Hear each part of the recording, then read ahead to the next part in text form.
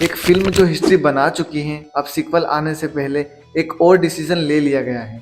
Netflix out और जियो Hotstar इन। पर सवाल ये है, क्यों? धुरंधर 2 द रिवेंज सिर्फ एक सीक्वल नहीं है, ये इंडियन बॉक्स ऑफिस का नेक्स्ट रिकॉर्ड ब्रेकर बन सकता है। लेकिन इस बार गेम सिर्फ थिएटर का नहीं है, स्ट्रीमिंग वॉर का भी है।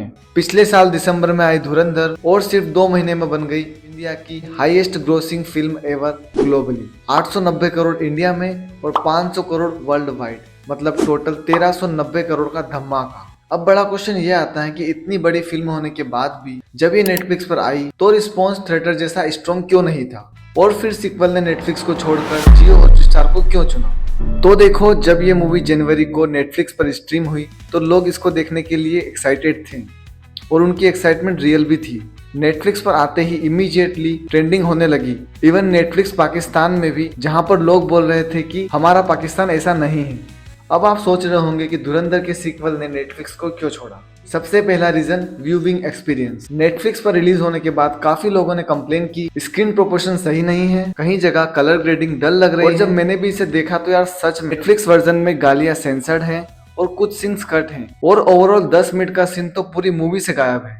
एक फिल्म जो बड़े स्केल के लिए बनी है, अगर बेकार एक्सपीरियंस दे तो इम्पैक्ट टूट जाता है। लेकिन ये सिर्फ एक रीजन नहीं है, असली गेम अब आता है। धुरंधर की हिस्टोरिक सक्सेस के बाद डिजिटल राइट्स की बिडिंग में पैसा बरस रहा था। हाईली पॉसिबल है कि जियो हॉटस्टार ने नेटफ्लिक्स से ज्यादा ऑफर किया होगा, और जब प्रोडक्ट ऑलरेडी सुपरहिट है तो प्रोड्यूसर को हाईएस्ट बिडर ही दिखता है। यहाँ एक स्मार्ट बिजनेस मूव भी है। जियो हॉटस्टार, स्टार गोल्ड और जियो स्टूडियो, ये सब एक ही पेटेंट कंपनी के अंदर आते हैं। इसका मतलब फुल कंट्रोल थिएटर से लेकर टीवी तक, और स्ट्रीमिंग टाइमिंग भी अपने हाथ में। और यही कंट्रोल फ्यूचर में गेम चेंजर बन सकता है। नॉर्मली फिल्म 8 हफ्ते के बाद OTT पर आ जाती है, लेकिन धुरंधर ने 7 हफ्ते तक बॉक्स ऑफिस पर होल्ड बना रखा था। अगर धुरंधर 2 भी ऐसा करती हैं तो जियो स्टूडियोज OTT रिलीज को डिले करके और ज्यादा पैसा कमा सकता है। मतलब वो सेकंड पार्ट को ज्यादा दिनों तक थिएटर में लगाकर OTT पर लेट रिलीज करेगा, जिससे उनको थिएटर में ज्यादा कमाई होगी। इस बार धुरंधर पार्ट 2 और भी ज्यादा बड़ी मूवी होने वाली है।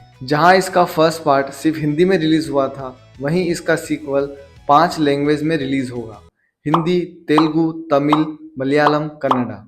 और रिलीज टाइमिंग ईद और गुड़ी पड़वा, फेस्टिवल सीजन। लेकिन रास्ता इतना आसान भी नहीं है। सेम दिन आ रही है यश की फिल्म टॉक्सिक अ फेरी टेल्स। 4 साल बाद हमें यश बड़े पर्दे पर देखने को मिलेगा। हाँ, उनकी KGF पार्ट 2 आई थी 13 अप्रैल 2022 को, और साथ में सलमान भाई की बैटल ऑफ गलवान भी आ रही है। तो मतलब कंपटीशन हैवी है। एक और साइलेंट बट पावरफुल चेंज भी है, म्यूजिक पार्टनर। इस बार सारेगामा नहीं, टी सीरीज म्यूजिक देगा। और इंटरनेट पर ये बात भी चल रही है कि 27 करोड़ में म्यूजिक राइट बिक चुके हैं टी सीरीज को। पर यार एक चीज हम मिस करेंगे, जो आपने गाने सुन रखे हैं, ना तो कारवा की तलाश है और रंबा हो, ये गाने सारेगामा के पुराने गाने हैं, जिसका राइट सारेगामा के पास था। लेकिन टी सीरीज के पास पुराने गाने, और जिस गाने को ये थोड़ा मिक्स करके धुरंधर वाले ला सकते थे, वो टी सीरीज के पास कम है। तो यार वो चीज़ हम थोड़ा सा मिस करेंगे। तो धुरंधर 2 एक फिल्म नहीं, ये एक बिजनेस केस स्टडी बन चुकी है। और ये एक मैसेज है कि अब इंडियन सिनेमा सिर्फ कहानी नहीं, एक्सपीरियंस भी है। स्ट्रीमिंग प्लेटफॉर्म का चेंज या थिएट्रिकल विंडो का फुल कंट्रोल, हर डिसीजन बता रहा है कि धुरंधर का ऑडियंस पे कितना इफेक्ट है। मार्च 19 को रिलीज होने वाली है धुरंधर पार्ट 2। बॉक्स ऑफिस पर क्या करेगी ये इम्पोर्टेंट है, लेकिन उससे ज्यादा इम्पोर्टेंट ये है कि ये फिल्म फ्यूचर के डायरेक्टर को सिखा रही है कि पावर सिर्फ बड़े स्टार में नहीं, पावरफुल स्क्रिप्ट और डेडिकेशन में होती है। और शायद इसी वजह से रिकॉर्ड सिर्फ टूटते नहीं, याद रखे जाते हैं। अगर तुम्हें लगता है धुरंधर पार्ट 2 फिर से हिस्ट्री बनाएगी तो कमेंट में यस लिखो, और अगर लगता है कंपटीशन गेम बिगाड़ देगी तो रीजन बताओ क्यों।